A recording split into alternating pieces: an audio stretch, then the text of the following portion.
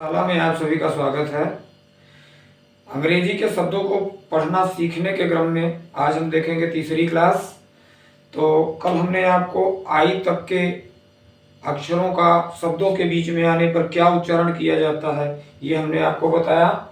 तो उसमें आपने ई देखा था कि ई से हम उच्चारण करते हैं ए का, ई का, और एक साइलेंट भी होता है। तो उसमें हमने आपको बताया था कि जब ई के बाद एन आता है तो हम ई का उच्चारण ई करते हैं जैसे इंग्लिश लिखा हुआ है। लेकिन ये नियम केवल शुरुआत, शब्द के शुरुआत में आने पर ही अप्लाई होता है। यदि किसी शब्द के बाद में, किसी शब्द के अंत में ई एन आता है तो उस समय ई को ए ही पढ़ा जाता है। जैसे इंग्लिश लिखा है, यहां हम इसको इंग्लिश पढ़ेंगे,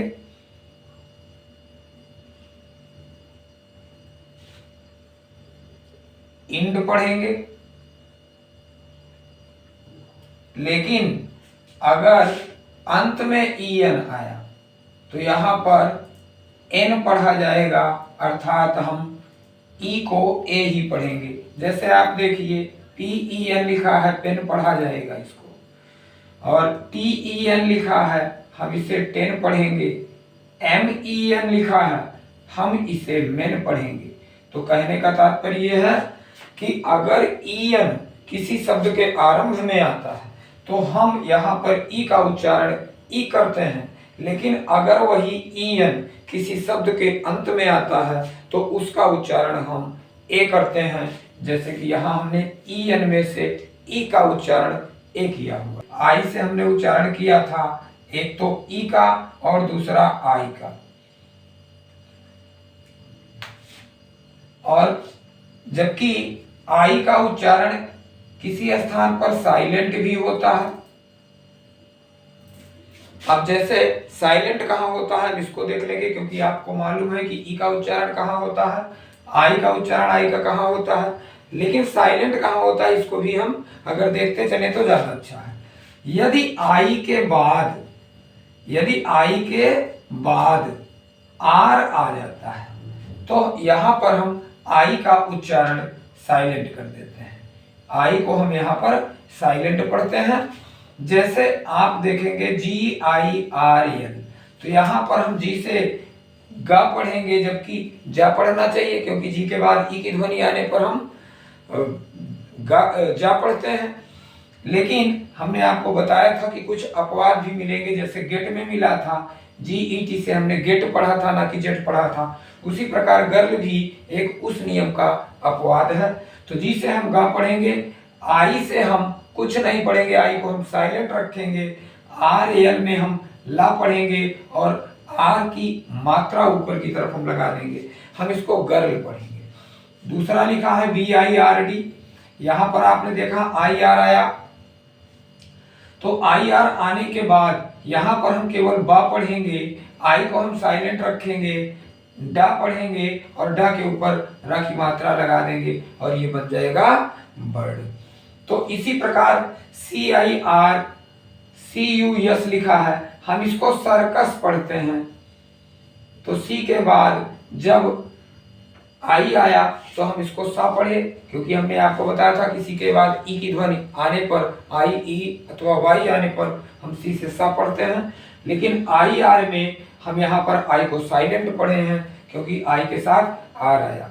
जबकि आपके मन में और भी चीजें आएंगी, जैसे कि एक शब्द है एच ए आई आर तो यहाँ आया। अब हम क्या करें, आई का उच्चारण साइलेंट कर दें? तो ऐसा नहीं है, क्योंकि और भी रूल्स हैं इसमें।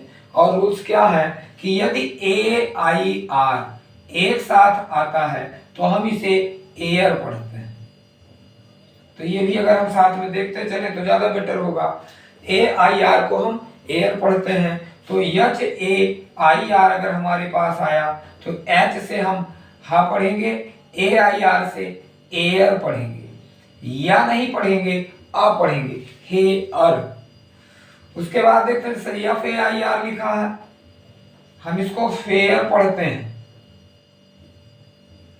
तो कहने का तात्पर्य कि ए आई आर एक साथ अगर आता है तो हम इसको एयर पढ़ते हैं और जिसके कारण आई का उच्चारण किया जाता है। जे का उच्चारण जे से जा पढ़ा जाता है।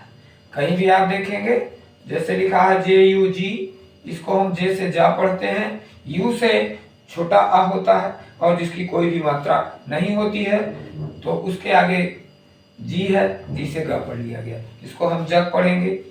इसी प्रकार जे यू यन के लिखा है, हम इसको जग पढ़ते हैं। एक चीज आपको ध्यान देना होगा कि जब कभी भी दो कॉन्सोनेंट एक साथ आते हैं तो पहले कॉन्सोनेंट को हमेशा आधा उच्चारित किया जाता है, केवल आधा उसको पढ़ा जाता है, जिस वजह से इसे जग पढ़ लिया गया। इसी प्रकार लिखा है जे ओ के ई आर, हम इसको जोकर पढ़ते हैं। ऐसे हमेशा उच्चारण का किया जाता है। जैसे के आई एन जी लिखा है, हम इसको किंग पढ़ते हैं। अब यहाँ पर किंग लिखने के बाद एक चीज आपके दिमाग में और आई होगी कि आई को हम आई और किस जगह पर पढ़ते हैं, तो ध्यान दीजिएगा आई के बाद यदि एन और डी लगा हुआ है, आई प्लस एन डी, तो हम इसको इंड न पढ़ के आइंड पढ़ते हैं।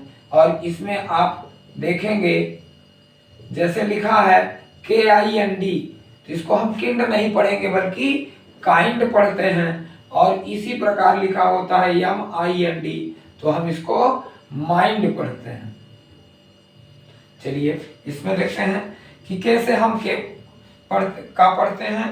के आई एन जी किंग, उसके अलावा के आई डबल एल लिखा है, हम इसको किल पढ़ते हैं। इसके अलावा के आई टी ई लिखा है तो हम इसको काइट पढ़ते हैं। तो कैसे हमेशा का उच्चारण किया जाता है। यल से देखते हैं, यल से हमेशा ला का उच्चारण किया जाता है। जैसे लिखा है यल ए एम पी, हम यहाँ पर इसको लैंप पढ़ते हैं। यल आई के ई लिखा है, हम इसको लाइक पढ़ते हैं।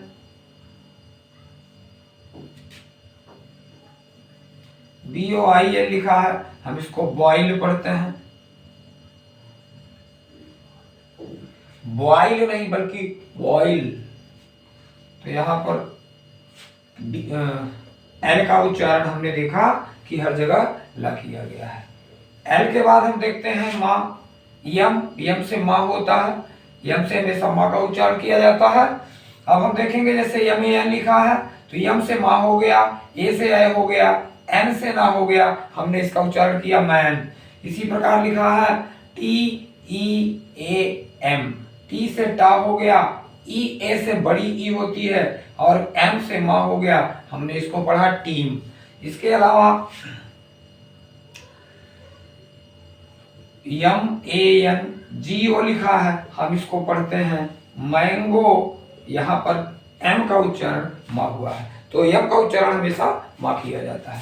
फिर हम देखते हैं यन, यन से हमेशा ना पढ़ा जाता है, ना, जैसे लिखा यन ई टी, आप इसको नेट पढ़ते हैं। टी ई एन लिखा है, आप इसको टेन पढ़ते हैं। एन आई बी लिखा है, आप इसको निब पढ़ते हैं। तो हमेशा यन से उच्चारण ना का किया जाता है। आगे उच्चारण आएगा ओ से क्या होता है, पी से क्या होता है, तो ये चीजें हम आपको आने वाले वीडियो में बताएंगे। तब तक आप लगातार बने रहिए चैनल पे।